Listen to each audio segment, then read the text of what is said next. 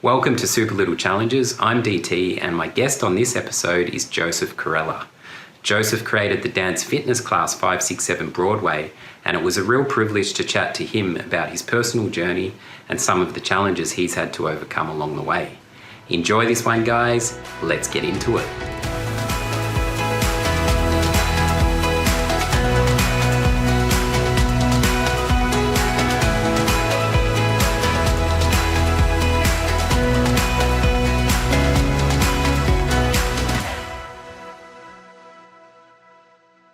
In line with themes on the show, what are some of the biggest personal challenges you faced, particularly early on in your dance journey? I mean, the journey is always evolving and changing. And especially in the beginning, I think I really learned to listen to the community, like not feel like I have an idea, but also really listen and let things evolve with feedback and what people desire and what people want in a fitness class. And first and foremost, when creating 567 Broadway, it was something that I told the universe prior. I was like, I'm not happy in my life as a performer anymore. Things are changing and evolving, and open the door. And that's when teaching adult dance fitness came into play. And that, and again, listening to the signs, listening to things around me. And I still have to do that today. And I think it's all about, I think we all understand, is like letting go of control. It's letting go of what, well, here's the path. This must always be this way. And I think the global pandemic especially has taught us, well, you gotta, when you think you're gonna go right and things go left, you can't fight. You can't be like, well, I have to go right. You have to go left. And I think through this pandemic too, I started doing virtual classes, and that was really cool. Something that I did not want to do in the beginning, I will say. I was like, I'm stuck at home and I don't know how I feel about doing this. And I'm so used to teaching group fitness, and I do stuff on camera, but I didn't know how it was going to go. I think that was the thing. But once I let go of things and I got and understood how to do something virtually with sound and with setup and with the lights and everything, it really became something incredible. And I am grateful, again, that I've tried to listen to the universe and say, okay, people show up, I'm going to do it, and let's see what happens. Letting go is a massive one. Sometimes I've found when I've wanted something almost too much, I've created a resistance in a way, and because you care about something so much, it's really tricky because you can actually create a bit of resistance, and it's finding that balance of, I care about this deeply, but at the same time, I don't want to squeeze it too hard. And exactly as you say, I've got to go with the lefts and rights and listen to what's the feedback that's coming to me. So it's a massive 100%. Lesson, I think. Yeah. And it constantly adjust, knowing when to adjust properly, like at the time, like try something, see how it works out. And the one thing that I've learned, and thank goodness I have a good team of people around me that I work with, that just to be patient. Like try something. It's because I want this to do well. Let's see how it does. And I kind of want to know sometimes. And I have this woman that I work with. Her name is Jana, and she's part of our director of programming and talent. She's the one that she's so good at managing and and how to do things. And she's patient. Patience is her big things. Set it, and forget it. like the infomercial. Test it out, see how it works, and then if you need to make adjustments, make adjustments. It sounds like you've got a good team around you, which is important as well. Can you just describe to listeners exactly what 567 is? Yeah, so 567 Broadway. Well, I created a program called, really at the end of the day, it's called 567 Sweat. So I wanted to create many classes under 567 Sweat or 567. And that's going off of the dance 5-6-7-8. As dancers, we count in 8. But 5-6-7-8 is always kind of a thing, but I wanted to create 5-6-7 Broadway. I have another class called 5-6-7 Hollywood. It's all dance related. And 5-6-7 Broadway is one of my bigger things that I've really concentrated and focused on, and that is a dance fitness class to Broadway music. So Broadway is a big part. I was a Broadway performer, did national tours, performed at Broadway. Musical theater has been a big part of my life, but creating a fun, fitness, creative experience, dance fitness experience, was something that I wanted to do. And that's something that I've really focused on for a while. And it's really cool. So it starts with 25 minutes of cardio and strength training. The more you do it, the more you get it. And then for the second part of class, which is called Act 2, I break down a combination. And it's lots of fun. And like this week, we're doing a chorus line. And, and then next week, we're going to do Six the Musical. We really allow ourselves to get lost into that musical, shall we say, and people put on workout costumes, and it's so great. And it's something for everyone. So I have people from 18 to 75 that take class, and all different abilities. And it's really great to see people come together and have a fun workout experience. So I want to help people take care of their body and mind. It's interesting you say the sequences are in to 8. Are they always in even numbers? Most of the time. I mean, it's not always that you're counting in 8. It could be like 1, 2, 3, or it just depends on the song too. As a dancer, I have to admit, and my students know this, I can count sometimes, but I hear more of the music. I hear the beats. I hear the accents, especially with musical theater, the words, like going with the words or really understanding the rhythm. So I incorporate many different things, but especially like a chorus line in the musical, it starts a 5, 6, 7, 8 before they go into the main number, which is funny because the number is not in 8, it's in 3s. So they say 5, 6, 7, 8. It's just basically telling you that's where the start of the number is, but it doesn't go in an 8, it goes in a 3. So it proves your point. Yeah, interesting. When you were performing on Broadway prior, what did you love about that, and what were your struggles with that experience? I mean, performing on Broadway, 8 shows a week is, in general, like that is hard. That is really hard to perform like that, to give. And the thing you learn as a performer and anything you do is really to pour your heart and your soul into it. But especially Broadway, 8 shows a week, you have to perform the show as if it's the first time every show. And unlike film and television, there is no like residuals for like if you perform in a TV show or you do something in a TV show, you get residuals and stuff like that. When you do 8 shows a week, you are giving your heart and your soul. I mean, you get your salary, and like that is it. And you really must love what you do. And I think that's the thing that I love about Broadway is the storytelling, what art is doing for the world, but also to the experience for the person that is sitting in that seat in the theater. And you really got to love getting out there 8 shows a week to want to do that. And that's the main thing I learned about New York is that if you don't love what you do, New York City will surely chew you up and spit you out, because not only are you dealing with auditioning and being really hustling, but also too, you're dealing with New York City. You're dealing with the weather, like it's snowing and you have to go to an audition. And like, unlike Los Angeles, where I currently live now, is that LA's, beautiful weather, 75 degrees. Let's go get coffee. It's a completely different setup, unlike New York, where you're like, it's 10 degrees outside or it's hot and humid. And New York City really challenges you to see if you truly love what you do. That's a big one. I had a similar grind in London when I was in bands in London. That was kind of my exactly what you're saying. Like this visceral connection with the crowd was amazing, but there were so many variables, and it was kind of sink or swim on any given night, and it was very taxing from a mental and physical perspective. So you had to be really on your game. And I always had the attitude that, if people are paying to see you, you got to be prepared and you've got to be on. But yeah, it can definitely take its toll night after night, and just dealing with like these crazy circumstances that happen. And again, London's relentless in terms of the population and the weather, so I could definitely relate to that. Yeah. Yeah. I mean, I'm from Phoenix, Arizona originally.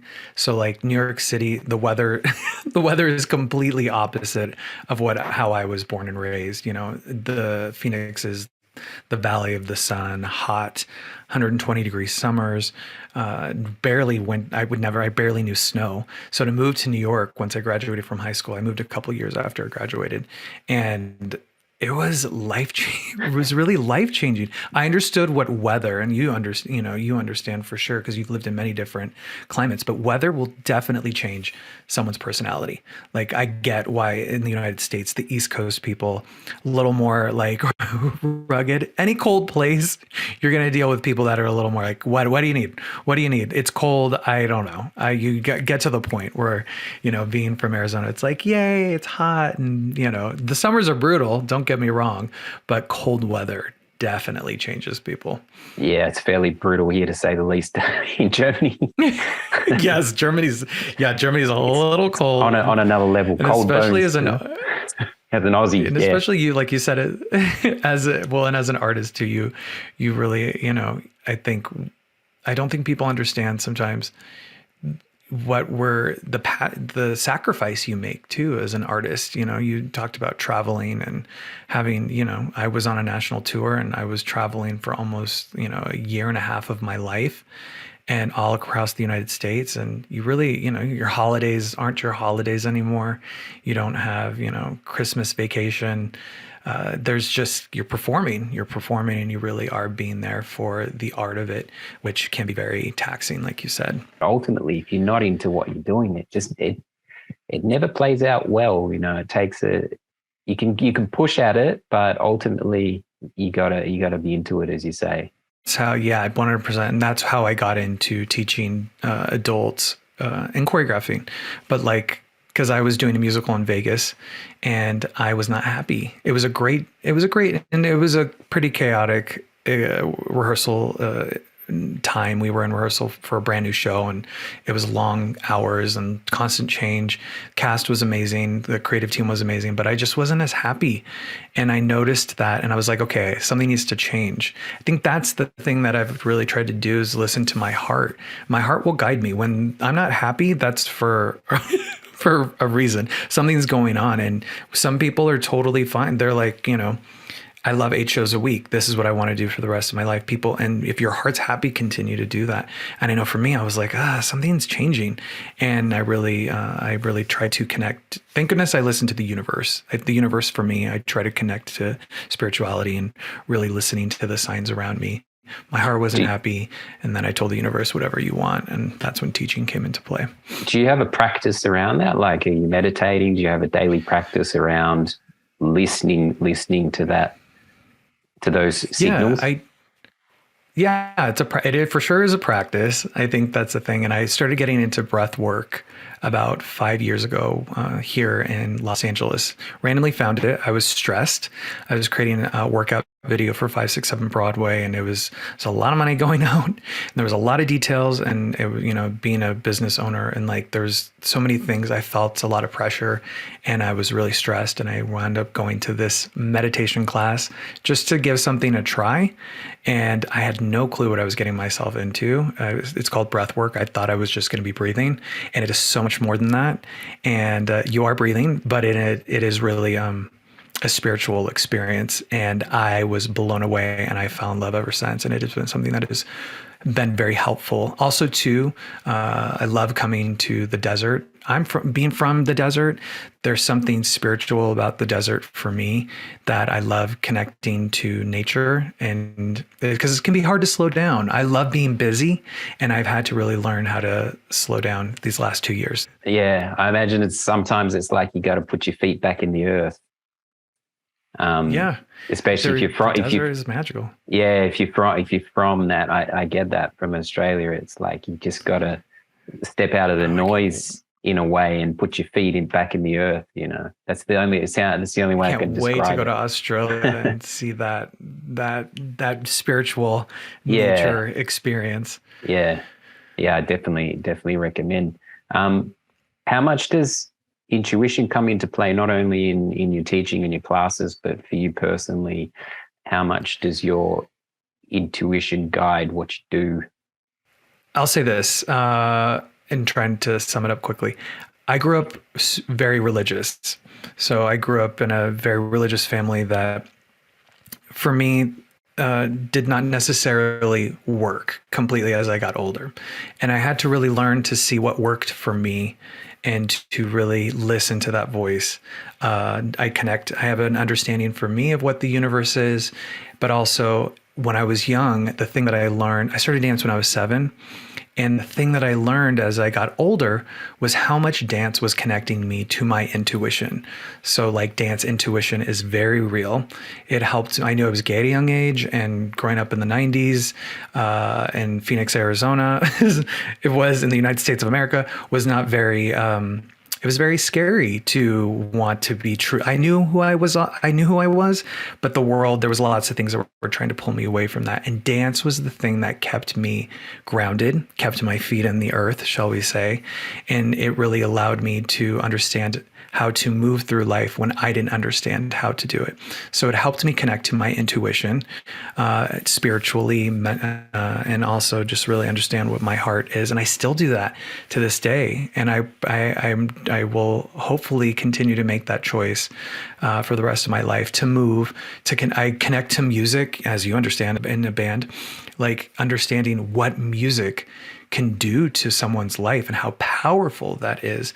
And I for sure use music as a way to refuel, to connect to myself, connect to what my intuition. Like the arts, I can't recommend anybody enough. You don't have to be a professional to connect to the arts in many different ways, from arts and crafts to the creative, performing arts, whatever it is. I really can't encourage you enough to find what works for you to create, because I can promise you, I really can, that it will help you understand the choices you need to make in your life, because we're all making a creative choice at the end of the day, whatever that is, from, to the jobs we want to do, to the clothes we wear, to how we style our hair, is all really a creative choice. To how we do our home, every little detail is a creative choice. And how can you tap into that to make the best life that you want for yourself?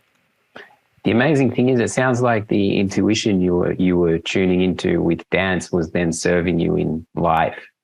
And I've found that with martial arts. The experiences and the lessons I was learning through the martial arts were connecting me exactly as you're saying, but then I was taking that into my life. So it was serving so much more than just, and it sounds like dance has just done that very much for you, as you say. Definitely. I need to give martial arts a try, because there's so many people that I have come across that have said the exact same thing that you have said. And I really hear that, because it really helps people in that way that dance has helped me. So I think I'll put it on my dream board list of things to get done, to give it a try. So I've heard great things about martial arts. And it stresses the importance of a good teacher, I think, as well, in anything. Finding the right teacher is just so important in whatever field. Yeah, definitely. Because you do not, I think we see, you want to surround yourself with someone that will guide you in a healthy way. I have come across students in my class that have said, hey, I used to dance, or I grew up dancing, and I had a teacher that was not, I don't mean to laugh, but like that was not good said horrible things to me or something. Like this helped me heal, to feel a part of and to experience the joy of dance. So yeah, I for sure really am watchful of where I take my information from. I think it's very brave to take a different direction to how you've been raised and what people are telling you. It actually takes real strength and courage to actually start questioning how much that's serving you as an individual, like you said, and then pushing back against that. And, often when you start to do that, there's a resistance that comes back at you like tenfold. So yeah, just a lot of admiration for anyone like yourself who was just gone, I'm going to re-steer the ship. Yes, I appreciate that, because it's true. I mean, and especially with where we are in this time, and we all have a story to tell. Every single one of us, anybody listening has a story to tell. And I know for me, being from Phoenix, Arizona in the United States in the growing up in the 80s and 90s. Yeah, there was because sometimes people are like, did you always know you wanted to dance? But like there was lots of things that I knew about myself that I trusted, but as I got older, I kept hearing the things that were trying to pull me away from that, and to get back to that, to the real me. Yeah, was very scary, and sometimes and to make choices to step away from my religious upbringing was not easy. So it was for me. And I've learned, for me, that was the best choice that I've ever made. And it helped me really connect to my true self. And everybody's on their own journey. But yeah, I appreciate you saying that, because it wasn't easy. And there was very scary times in my life. But that's why I'm really passionate about teaching, because I love what dance has done. And that's the thing, is like I encourage people to always dance. When in doubt, dance it out. Or like, you're happy, dance. When you're sad, dance. When you're angry, because it will help you get everything, get all of that out, all of whatever's happening. It will help you move forward, because, especially these last couple of years, there's a lot. I think there's a lot we're really processing now what's occurred, and to refuel and to take care of ourselves takes work. And I hope that if somebody's out there that is struggling, I hope that you dance. I really do. I hope it really is life-saving it has been life-saving for me, and I would not be sitting here if it weren't for the magic and the power of dance and music. So I hope that you tap into that. And I'm not asking you to jump off a cliff and, think you can, it's just a matter of put on some music in your room, whatever that is, your favorite music, and close the door and have a dance party. And I'm telling you, it will change you if you allow it. I've had a couple of spontaneous dance parties with my son and my girlfriend. Like my son is 9, and he's literally just said, "Hey, can we have a party tonight?" And I might be like lazy on the couch or whatever, but they've made it happen spontaneously with disco lights. And then next thing you know, and I know for a fact that it just like lifted me, you know. That's awesome that your son was like, "Can we just have a party?" No, really. But we went with it, I love it. And that's the thing. I think that's what I also try to help adults understand through dance, is the childlike fun that is just so natural, that like when you're a kid, it's more natural. But as an adult, society tells us we can't do that, or like you shouldn't, or, I really try to help adults tap into that creativity and fun, to say, great, let me, especially my class, we'll be doing some sort of combo into some musical, and they'll pick workout costumes. And I love that. And it's really inspired each of them on the virtual stage, wherever they are around the world, to get creative, find what's at home, and type into that childlike fun, because it does help you stay present in your body. And also it helps you just to experience joy. And I think we could all use a little of that. So I love that your son inspired you to experience the magic of dance, or something that you already, if you're you're an artist, so I know that you know that already, but I love that your son was like, "Hey, we need to have a little dance party."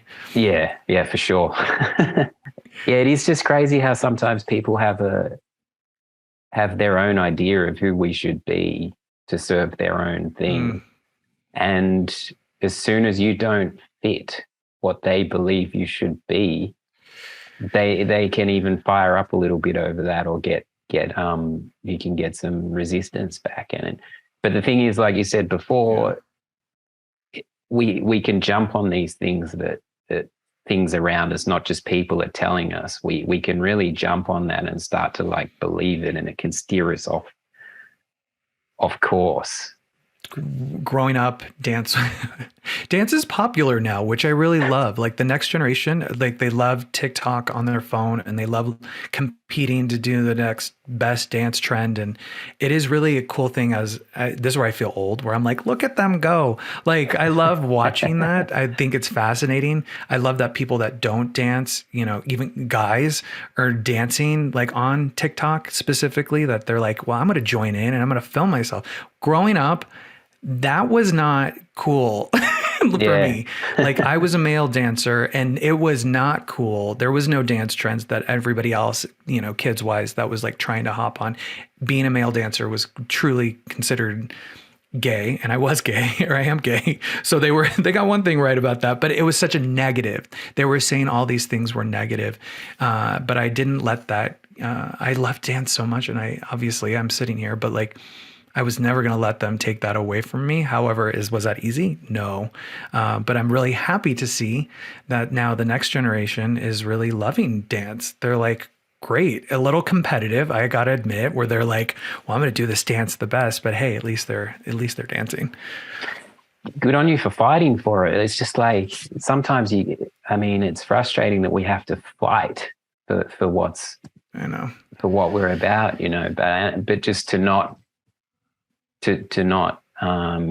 give into that and to just fight for the truth of who you are and what you're about. It's a hard thing, especially in this day and age, because it's, in a way, there's so much information going out. Like we didn't have like technology like it is now. So it's easy to access so much information quickly. And because of that, people, I think, are a little overwhelmed with all the different ways to live life that they maybe before we never really got to see. But yeah, I can't encourage anybody enough out there who's listening to follow your heart. I'm not saying like you have to, again, jump through all these hoops. That's why I love dance. And this is why I will continue to teach and help people understand that when you connect to dance, it will help you connect to your heart and the choices that you need to make for your life. And, because we all are on our own journey. But the thing that I really hope is that everybody connects to the love and acceptance of one another. I think we see a lot of discord between people, and I really hope that we can love each other through our differences. And the joy, man, experience joy. I need it. It's fun to say, but like it is fun. I think that's the thing is like, it's not.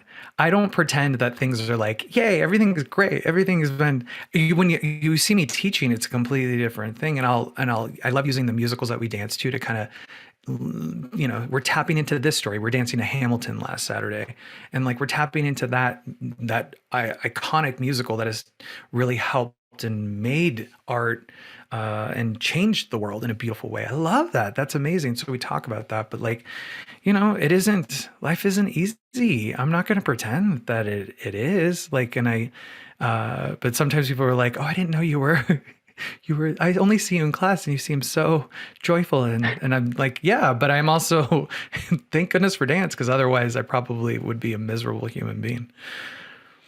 Yeah, no, very cool. What are your hopes for the future with 567 Broadway, and what's the hopes moving forward with it? I really want, my main thing right now is I've been working on some things to really take it out into the world more. There's so much, there's so many people for it to find, 567 Broadway to find, but also just a way to help people understand the magic of dance. And that's my mission, is to really, taking classes virtually really helped me. And I made a workout video, but that really helped me take it outside of Los Angeles, because that's where I started the class. But to take it virtually and outside of LA has been really great. And I want to continue doing that around the world. I have people that take my virtual live stream classes from Germany, from Australia, from the people in Australia, because I usually teach on Saturdays, and they take at 5 a.m. the next day. And I'm always it's fascinating to me. I'm like, you are committed. We're very active. Because I would not get up at 5 a.m. to say the least. But again, what you're saying, not to talk too much about weather, but it really showed like just the lifestyle in Australia. We're an active people. And you can tell. Yeah, I was always like up on a Sunday, like and out for breakfast. And here in Germany, like Sunday is just like dead quiet on a Sunday, and I'm just up sort of fiddling about. And it's like, Australia's active, I mean, I have a couple Australian students, and it is 5 a.m. usually because with the time zone, but like roughly around that time. And I watch the sun come up in their Zoom square, and it makes me. That's They're really there almost every Saturday. And I always point them out to the class most of the time and be like, if you're tired, if anybody else is tired, just remember that Amelia and Shelley in Australia right the now are Aussies. dancing at 5 a.m. Yeah, the Aussies are like up and at it, workout costumes, like ready to go. We have no excuse to not be full out right now. If they're full out, we're going to be full out. Or they've just kicked on from the club and just kept it rolling through, you know? I can't wait to go to Australia. I love it. I worked with Delta Goodrum, who's from, I love her from Australia. Yeah. So I worked with her, and she is just so sweet, so talented. Like, I just love the Aussies so much. And this is what again, as you asked, and I went off in a tangent, like I want to explore the rest of this world as well more. And I want to travel and teach and all over and really take this around the world and connect with people through the magic of dance. I have no doubt that it will expand. This show's all about little personal challenges. So if you have one specifically for myself and the listeners, I am up for it. Yeah. I mean, the thing that comes to mind in my heart is saying is that I know dance can be intimidating for some people that have never done it before, that don't feel that maybe they can access it. But I can come take class with me, first of all, sometime, wherever you are. And then, but also too, the challenge that I have for you is to put on music, your favorite song, whatever that might be.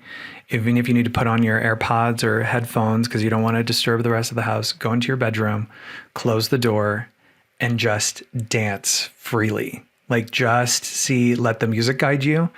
There's no one watching you. So don't feel judged, and try to get out of your head if you feel like you were like, well, that feels goofy or stupid. Allow yourself to explore and have fun. Be safe. It depends on how big our room is. So be safe, but have fun and see what that does, and continue to tap into that. So once you do that challenge, then whenever you're feeling a lot of emotion, and especially if you feel a little lost into a hole, go back to that and do that and see what happens. And then send me a message. You can find me at 567broadway.com. And then there's a contact page. And then you click that and you can send me a message there, and you can let me know what happens. The main thing I'm really trying to help people is whenever you're feeling that, like, and you're in that hole and you're like, I can't get out of this hole, I don't know what's wrong. That when you get outside of yourself and put on some music and dance, it will help you get that out and also understand maybe what's going on that you don't quite know in the moment. The hole's a big one, and a lot of these personal challenges I've been doing, the consistent theme has been, with all of them, regardless how different they are, the consistent theme has been bringing awareness to something. And I know myself that I can be aware of when I'm falling into that place, as we all do at times. But as you say, if you have this really cool thing that can actually bring you out of that. Now I'm really looking forward to giving it a crack, as we say. Is that what you guys say? Yeah, having a crack. I'm going to start using that, giving it a crack. have a crack. It doesn't sound right when I do it. I'm so like, my American accent, like, give it a crack. Like, it's just not, it doesn't work. It does not work. There's many Aussie colloquialisms. That's the word. There's many little Aussie. There's endless. It was when I first went, before I moved to New York, I danced on a cruise ship and to save up money. And it was the best experience ever to dance on a cruise ship. But there was an Aussie dancer, and I loved it. She would as an American, I would laugh at her nose, like not her literal nose, like the way she would say no. And because she would, the nerve. And I would, and I still, because we don't in the US, we don't. And the first time I heard it, I was like, because I was like 19 when I went on this ship. So I was still new to the world, I would say. And I love it. And so we would always joke around with each other on my American stuff and her Aussie stuff. It can be quite confronting, the accent. Sometimes I'll call someone at home, and I'm in here in Germany, where the language is very different. And then I'll call someone at home and they're like, DT, how the fuck are you, mate? What's going on? You know, it's just like. Yeah, Aussies are really like they lay it out. I love it. I love it, and I appreciate that. I think in the U.S. sometimes we can be a little like, yay, everything, and like Aussies are like, what the like. But we still get up at 5 a.m. We still get up at 5 a.m. and dance. That's I'm giving a shout out to Shelley and Amelia in Australia. Yes, they have been. I've been teaching on the virtual stage for like a year and a half, and they're basically there every week, and they always. It is Sunday. Well, I teach on Saturday, so it is Sunday at 5 a.m. for them. And they are there as if they've had 3 cups of coffee and are like ready to go. And again, grabbing workout costumes and watching the sunrise is the weirdest thing to me, to see people like, and you know, and I have people from Germany too, which has been really great. So it's like opposite spectrums all on one screen. So cool. I think that's awesome. That's really cool. There's something to be said for just showing up week in and week out. Sounds like those ladies are just showing up in more ways than one. There's a lot there. There's a lot of people that really commit. And I think that's why it's been cool to see all of us help each other. It is when other people commit, then it kind of pulls other people in like, well, they're there and I'm going to do this. And that's a whole nother subject of community and showing up for each other. But I'm really grateful that you let me come on today to chat about this. And I hope somebody gives dance a try, no matter what it is, wherever. If you're dancing, I'm happy. Very cool. No, I really appreciate your time. It's exciting stuff. And I'm looking forward to seeing it grow and expand. And I'm going to whack the headphones. Well, the headphones are already on, but I'm going to whack my favorite tunes on and play, you know. Is that another Aussie thing? As soon as I start. I don't think we say that. The thing is I've been in Germany. I'm never going to be fully German, right? I'm too Aussie to be German, but I've been here so long that I'm almost too European to be Aussie. So I'm stuck in this kind of middle space. But as soon as I start speaking a little bit of Aussie stuff, it just starts to come back and I turn into a proper yobbo.